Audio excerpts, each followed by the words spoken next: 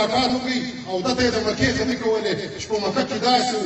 کې داسې ولو نو د ده د مبارکو سترګو اوښکې راغلې ولې چې زما د قام نبي خپل په پلارني وطن باندې خوا بدوله دومرې ارمان یې درلودې چې د ده په سترګو باندې اوښکې راغلې زه به څنګه په افغانیت خوا نه بدومه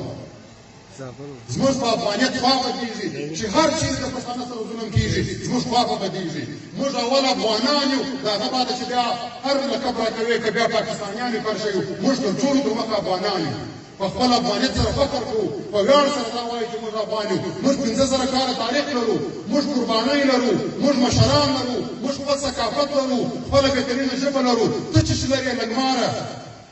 نو نور به تاریخ ته نه سبب شو بیا ستا ډېرې کارنامې دلته پرتې دي چې موږ یې بیا بیانوو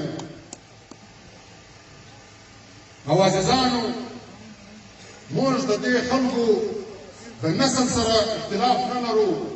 د دوی د رنګو سره موږ اختلاف نه لرو موږ دا ریاست ته دا وایو چې موږ ستا د موجوده سیستم سره اختلاف لرو دا کوم سیستم چې تا جوړ کړی دی دا ما ته ناقابل قبوله دی ستا په سیستم کې زما د قام ټول اتلان تا غداران ثابته کړي دي زما د قام هر مشر هر ځوان چې دلته خپل د حق خبره کړې ده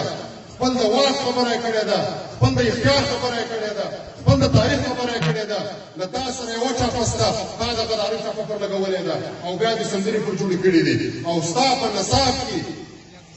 ستا په سیستم کې بیا جنرال باجوه ستا ډېر ښه وفاداره دی بیا پرویز کیاني ښه وفاداره دی بیا ستا فوجي جبلان ښه وفاداره دي چې هغه د دې ملک دولت وچي په بار ملک جایدادونه په اخلي نو موږ ستا دا سیستم نه منو موږ د دې سیستم څخه بغاوت کوو او موږ د چا پلار دا سیستم نشي تسلیمولی